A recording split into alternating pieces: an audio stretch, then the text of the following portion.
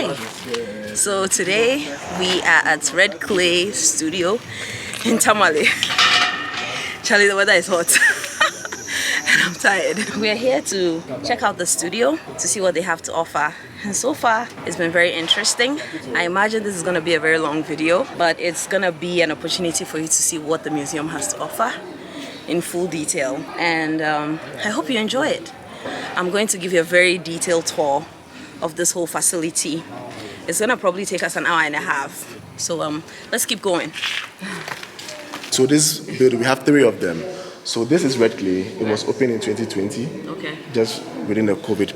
And then SCCA, which is about 20 minutes away from here, opened in 2019. We showed the first work. It showed the retrospective of Mr. Dawson. We lost him last year. He was one of the first artists to graduate with a BFA in Kenya University. It's the first generation of artists. So just coming back to another artist's work within that period also brings us back into the kind of curriculum they even went through and the kind of world that even that curriculum opened them to. So at the beginning of his presentation, he mentioned that there are 3 structures, the SCCA, the Red Clay, and then I believe the 3rd structure is the Nkrumah Volini. The medic structure. So these ones are models from the World War II. World War II? Yes, World War II, yes. So the World War II, the ones that were used in the World War II have been shown in Germany and the Sydney Biennale. So if you check YouTube and all that, you can see that also. So how did you guys get all this? So these ones were made in the studio. Oh, okay. These are shushan boxes. Boxes for also containing feed for poultry, canoe parts, crates for fishes, maybe plaster boards that are used for construction and all that, notebooks from a factory that's collapsed or wood from a factory that's collapsed that has been converted into a shushan box, or maybe a mayor box like that one, which is a little sign which has been cut into a box, the big one there. Okay. Or maybe documents from the Bridal Trust International Paints Company Limited, a factory which collapsed. So this is 15th January 2004. So it's quite recent. Yeah. Display showing keeping objects of the shoemaker. Like the hammer and all the thread. So if you can't buy the full thread, you can buy a piece of it. This what you can do. So the more of the state of things, I think maybe a file, a holder for an office file, and slippers. That's we made another person's slippers. So a slipper will be here, but we end up in someone's home later. Or a bag. That has been used in Europe, can be come from Jamestown, from Chocolate, all these shushan boxes which will come from Asantua. I don't know if you are familiar with Accra New Town. Yes. Malamata. Yeah, Malamata. Asantua, where you have all the shushan guys. And even named after one of the shushan guys, named Oriental in Kansas. So when you look at Orient, when we say Orient, it's more like the other from the West. So any other person away from the West is referred to as Orient. So when you say non-Oriental, it's a different way of looking at all these things. Remember that when we're looking at the shoe shine boxes, we saw a paint company that supposedly collapsed in 2004. Well, these are their production ledgers that have been formed into a piece of artwork that has been put together. If you look at it closely, you realize that this is actually a collage of 4, but they're actually supposed to be 10 in total, but because of their size, they are not able to display all of it here. But what you see is the ledgers from the paint company, and then on top of that, you see it's truncated by this sort of black piece of work. And what that is that there was a silo that was built by Nkrumah some time back. And what Ibrahim Mahama did was that he contracted individuals in the community to clean out the silo. And because the silo was left unused for so many years, there were bats that were actually living in the silo. And the poop or the poo from the bats is what has been used to make this artwork that you see here. And so just if you are thinking about the work in terms of how it's been composed, so we are thinking about music also. So we are thinking about a reality that you can even encounter right in front of you, which is the Gihok paint factory which has collapsed, and then another one which is a silo, which was built in the 1960s, right? And after the death of overthrow of Nkrumah, it never continued, so it was on the ground floor. But after 50 years, can produce a life of bats colony of bats in the building, as part of the building, or excesses of it which could become even a cultural institution. So that kind of dream never materialized, has been almost paused. So it is not in your domain. So you have to have another form of imagining all these worlds together, again, to be able to find answers to some of these new possibilities that we want to imagine. So as artists, we, as Ibrahim, thinking about all these things, mapping and all that, and thinking about this crisis and all that, how then do you intervene in them? So if you are buying land, what kind of land are you buying? Right. So you buy industrial lands, you buy land that maybe for schools, to just keep them for schools. So we have another land that which will eventually become a school. But land that will be other purposes, maybe a hospital or something. Okay. So because if you don't get them, it's the kind of system we have here. Right. Chiefs have the right to sell, and they don't account to anybody. Yeah. So all this, that's the failure we live in. Yeah. So you have another space here. It's called it's an artwork actually. Everything here is an artwork, the architecture and everything. So it's called a parliament of ghosts. Parliament of ghosts. Yeah. Okay. So once you start thinking about a parliament, you think about people of a certain sane mind, and then yes, decision makers. So they make the laws and all that. Right. But then they make laws about how other organisms that we can't even see should behave. So even the kind of medications that are even allowed into the country, right. Or everything, they decide everything. Yeah. Okay, but can we think about about life itself with all its complexities, without maybe looking at privileging what we see alone or what we know? What we know about you is not your appearance, but there are other things like your DNA and other things that you cannot even tell, right. Or the enzymes living in your salivary mouth and everything. So they are also living beings. Mm-hmm. They only become available to us when we are in crisis. Mm-hmm. So, for example, if your red blood cells and then the white blood cells, they become known to us when we fall sick. Mm-hmm. Whether they are weak, this is that. And when COVID-19 came, we realized that something that we cannot even see with our eyes can determine how we can even fly and even relate with other people. Right. We can't even shake hands with our families and all that. So all these things, we think that in the point of crisis, this point allows us to see other things that we never paid attention to. So can we have a place where these things interact, where these things speak, where we can learn from these things and even intervene in them, or also take them elsewhere for certain kind of pollinations to happen. So we look at all these things. You never think about maybe a human being, a geographical location and all that.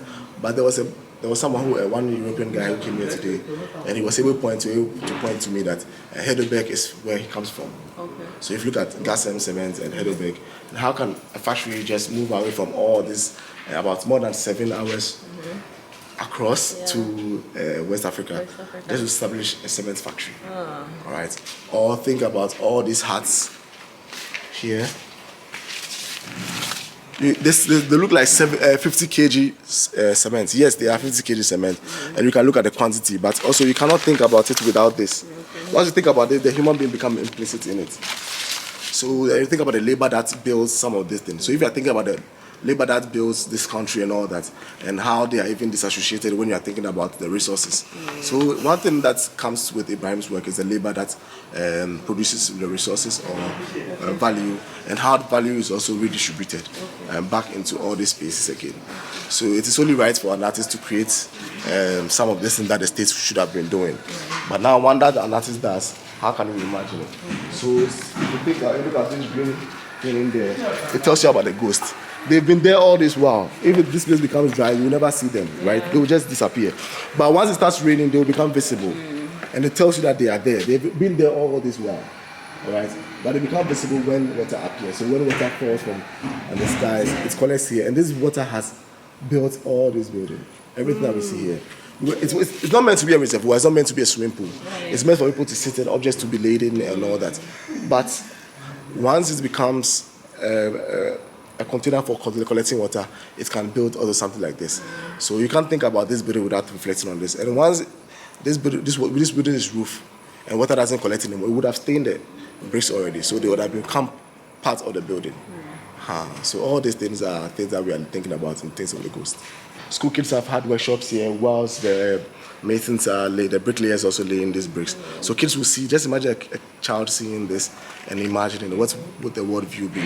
And then we've seen kids come here, other people come here, and there's an aeroplane here, all right, a small experimental plane which flies also. Or you come here and then ordinarily there's a lot of grass that is laid on the floor here, and then cattle are we brought cattle from the community, about a lot of them, like more than 50 of them, grazing in this room.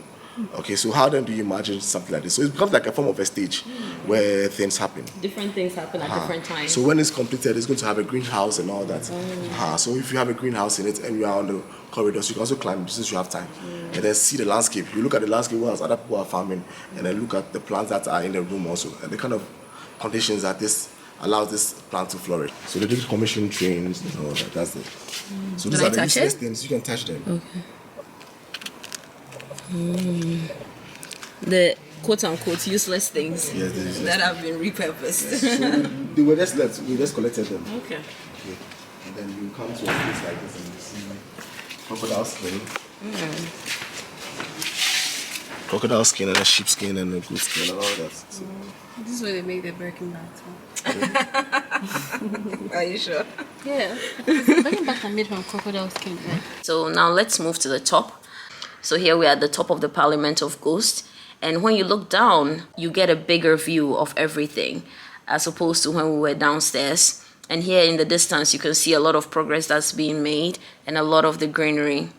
So the black things you see down there are actually beds for senior high school students. They're going to form part of a story to be showcased in the future. The government of Ghana contracted an individual to make these beds, but did not pay for the individual for their work. And so they didn't take the bed either. So in this case, Mr. Mahama stepped in and purchased the beds. You guys are really employing people. We try. We don't have the money. Sometimes it's about understanding. They understand that sometimes that's we have the money also. Yes, they understand. And I think once the understanding is there and there's a trust that you guys will pay eventually, I think it's a good relationship. Yes. And that's going to be the archaeological museum, which we are going to dedicate to just archaeological works. The buildings you see down there are 3-bedroom houses that are going to, in the future, when completed, house students or architects, engineers, whoever. So it's all part of Mr. Mahama's big plan for this place. And I believe it's a beautiful plan, actually. Yeah. So at the top will be kind of a studio for any creative person or engineer, architect, whoever we invite writer to work in. So it can contain about 9 people now have accommodation. They wouldn't want to go down. Yeah, we'll go down. Okay. I want to go down. We also have time. There's a little forest there which we've acquired now. They cut trees everywhere, but they can't cut them up. They believe that the ancestors' spirit world, because they bury their chiefs and all that. Okay. So once you can think about things like this, where you can make stories and all that, and people fear climate. Yeah. So this is going to be solutions for climate change. So we are trying to incorporate that. And also, funny enough, some kids came here. I never thought about this, but some kids came here, and I was thinking about the idea of a ghost. That idea, a ghost can become anything. Anything can be a ghost. And then if you think about a ghost, we have all lived with ghosts one way or the other. And I was like, who has been to a cemetery before? This is one guy said, I went to a cemetery, yes. What do you see in a cemetery? I saw a grave, blah, blah, blah. Have you seen a tree coming out of a grave before? Then one guy was like, yes, I saw creeping plants on the grave and all that. Yeah. And this one saw a tree coming out of it. So where did the tree come from? I was like, so the human being can become a tree and all that. So like, see, these are practical things. But so these are some of the works. So now it will be this, and then they can transform into a work that will occupy somewhere and all that. What are these? These are the leather. That's just like the works you saw, the metal stretchers. Okay. It's also part of it. Okay. Or receipt books, or parts of the train, the leather and all that. Wrapped around a wood or something.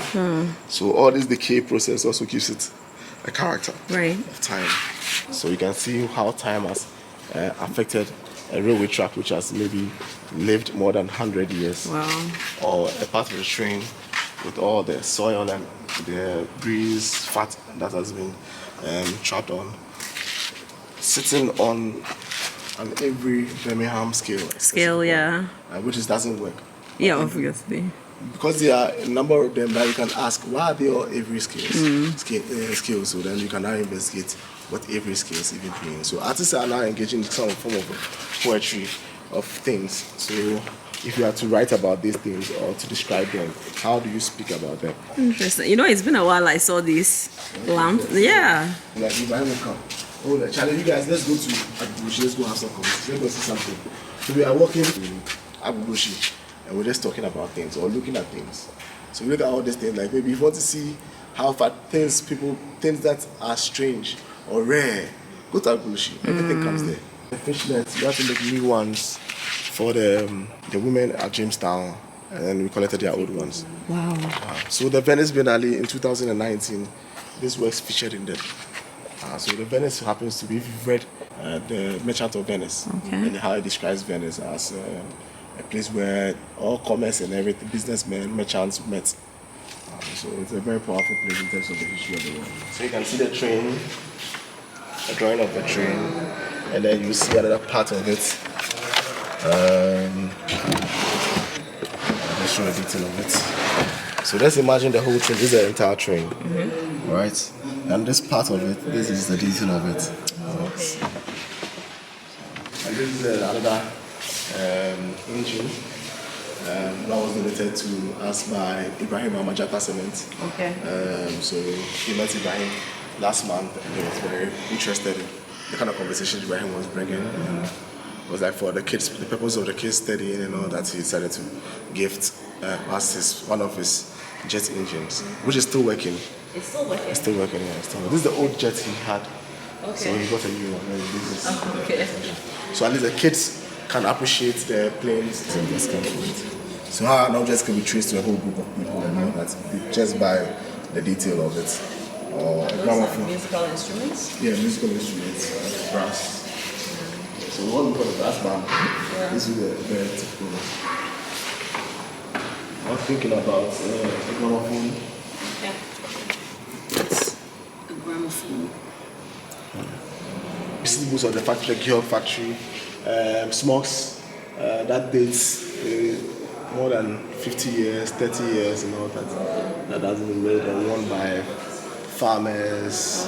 And also some of them, when they were giving them to us because of superstitious beliefs and all that, they would spit on it or put pee on it.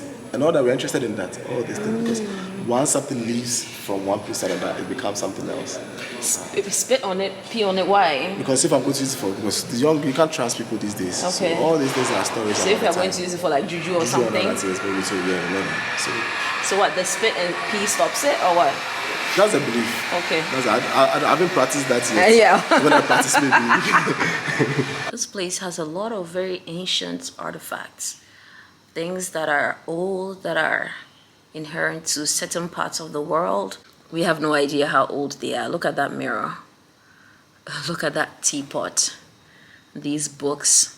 Then we move on to fabrics. So they have so many kinds of fabrics. Let's see what they have. Different types of fabric here.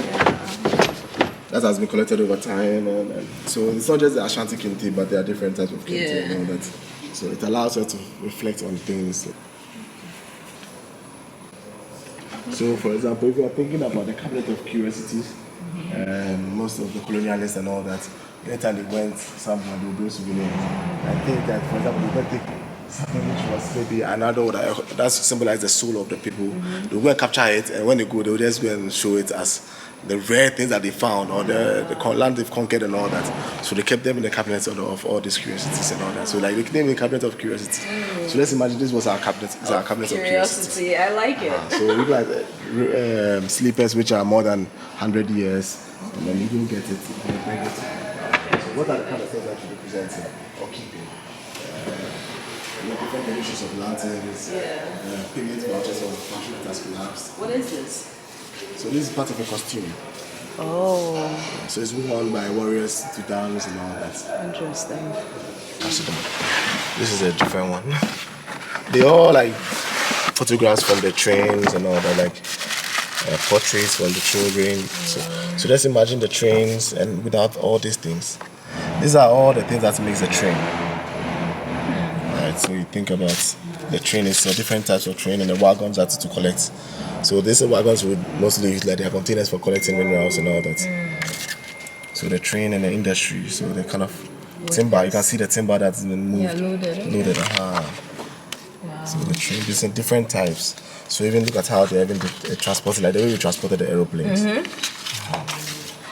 So the engines on the train, the driving's area and all of the engines. Oh, you see a factory. Hey gosh, it's becoming weaker. So you see the bridal factories, the paint division of the Gihawk. Yeah. So the factory that's up, which made the parliament, the boxes. So this is how they look in the paint and all that. These pictures are so, like, did you guys just print them over? Or? No. They were, because they had these things on them, so it protects it. Wow. Yeah. This is my childhood pictures don't look as good. And the kind of photographers who are even making these things, they are very classical photographers to photograph at an angle. So you can see the bottles and all there, like the containers and all that. And then these containers, you see them in a different states once the factory collapses. You can see these containers now, what they look like. So the part of the train, that's what is called the leather. This was how they looked. And then this is how the factory looked when we went there. This is how the workers looked. Oh my goodness. So this was how the work was produced and all that. The shoe boxes. The trains with the engine, all the trains and the boxes. Different things also. So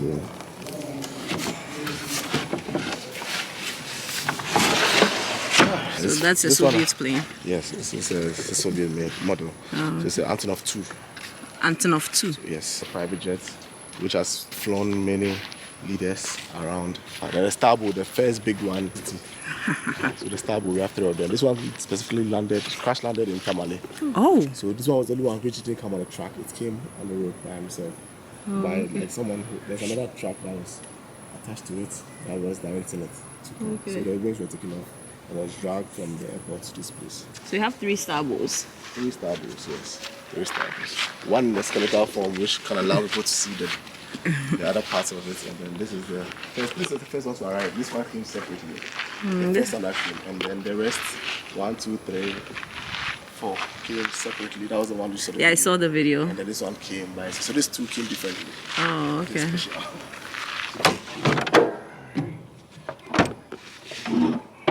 When we're flying out today, tell them we can open the plane for them. So this is what the woman has been speaking. The Muslim Right? women will be speaking. Hey, they'll be slurring around. Yeah, every time. As soon as they start speaking, and then you open your ears wide because the only time where is safe. We've landed, yes. We are taking off. We are landing. Those 2 messages are important. You can't miss it. So that's the cockpit.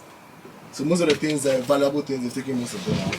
That's all the rest, they are intact. Okay, that's the AC. That's the AC. And then we have lights in there.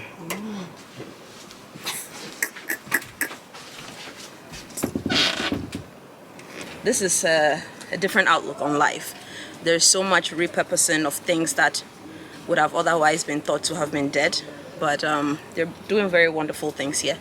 So if you ever get a chance and you are in Tamale, check them out, Red Clay Studio. They're on social media, Instagram, Facebook, so you can get their contact. I will link their Instagram in the description so you can check them out, and I'll probably get a contact so that I'll put in the description for you as well.